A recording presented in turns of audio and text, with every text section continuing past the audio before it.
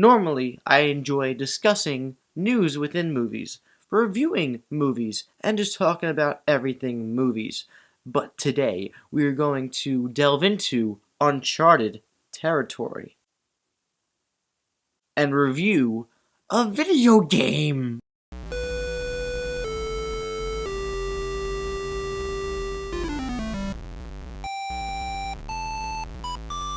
Hello everybody, welcome to the MaffmanJones channel. I'm your host, John Maffio, and just before in the intro I said that this was Uncharted territory, which it was only a pun for the game I'm reviewing. It's not Uncharted territory. I reviewed like 3 or 4 games over the past 3 or 4 years. It's a lot of video games, you know? I only review video games when I think the game is really worth the talk, and Uncharted 4 is certainly worth the talk. It's the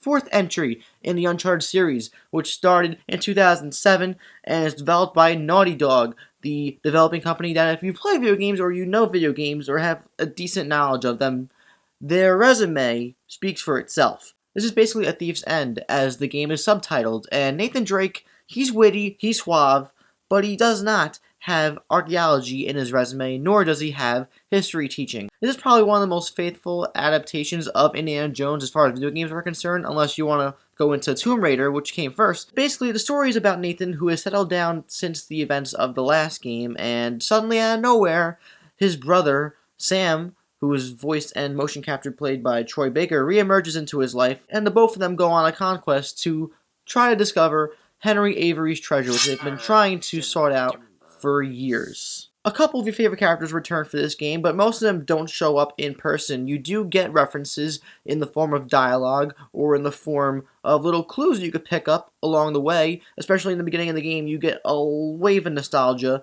when you're in Nathan Drake's attic, but not to spoil anything, this game is terrific. Prefacing my experience with Uncharted, I began with Uncharted 2. I played Uncharted 2 in 2009 when I first got my PlayStation 3, then I played Uncharted 3, and then I went back and played Uncharted 1 after that.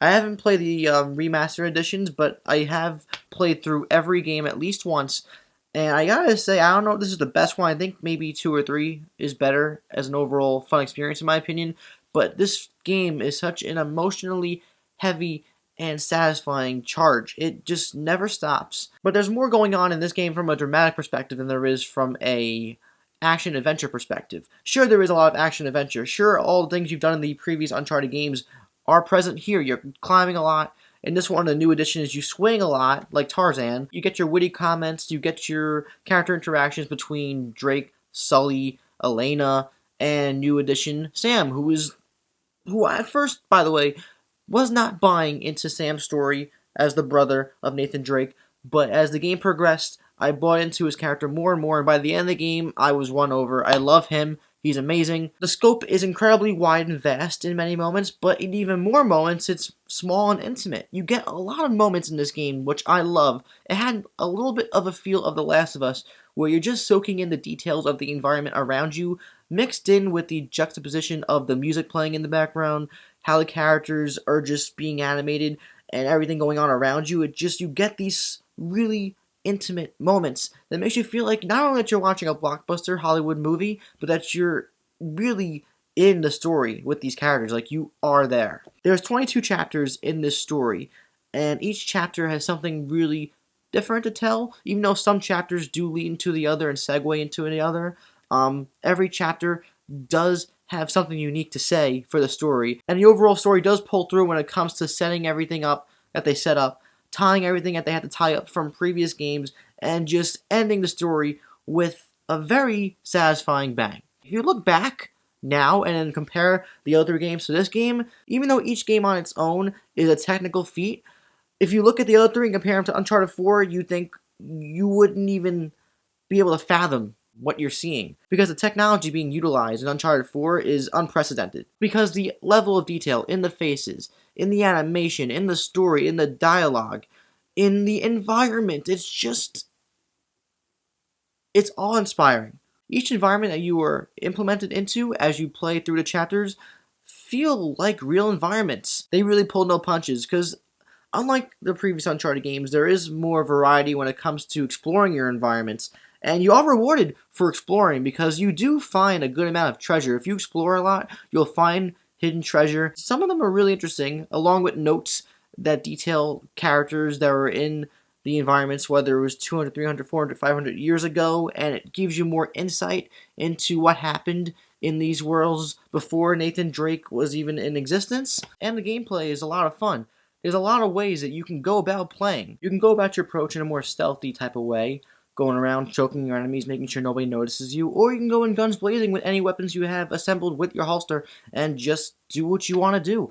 You have the accessibility to do whatever you want. There is a linear path as far as getting the story moving, but as far as gameplay is concerned, you could do a variety of things and get the job done. The only real flaw I had with the game was that it does have a couple things involving crates that got annoyingly frustrating in moments, but it didn't take away from the gameplay. It happens a little bit too often where you gotta push a crate or you gotta pull a crate and put it here or put it there. But the puzzles are very intricate, they're very interesting. Some of them were hard. I spent like 10-15 minutes trying to figure out what to do. And also some of the enemies are really tough. Towards the end of the game, you get these waves of enemies for reasons I'm not gonna spoil, but they really challenge you if you're playing on a high difficulty. When you beat the game though, you get points to access other ways of playing the campaign. As far as filters are concerned, there are a variety of modifiers and visual aids to make you want to go back and replay the campaign just for fun. So the replayability factor is certainly there. I didn't play much multiplayer. I did play a little bit. It's very similar to Uncharted 2 and 3 as far as multiplayer. It's if you enjoy the multiplayer of Uncharted 2 and 3, you'll enjoy this one. It's third person, you go around, you pick up weapons, you shoot people, it's very fast paced. It's not the main entree of multiplayer, but it's a nice appetizer. It's fun, but there's no real depth to the multiplayer. It's a nice side addition, but you don't need it. You play Uncharted, in my opinion, for the campaign, and the campaign here is A+. Overall, though, Uncharted 4: A Thief's End is one of the best games I've played in a long time. It has remnants of The Last of Us, the previous Uncharted games. It just shows that Naughty Dog knows how to improve on their gameplay and their storytelling, and it's unlike anything you've ever seen in most games out there. If you haven't played Uncharted, any of the games, you should, and you should totally pick this up when you get the chance. It's going to be a classic one day, along with the other 3 games, and this is a perfect 5 out of 5. It's MaffmanJones. It's pretty dope. But now I want to know what you guys thought of Uncharted 4. Do you have a PlayStation 4? Have you played Uncharted 1, 2, 3, or 4, or all of them? Let's discuss Uncharted down below. If you enjoyed this video, please like, subscribe, and check out my Facebook and Twitter accounts in the info. I'm John Maffio, aka MaffmanJones, and I'll see you guys next time.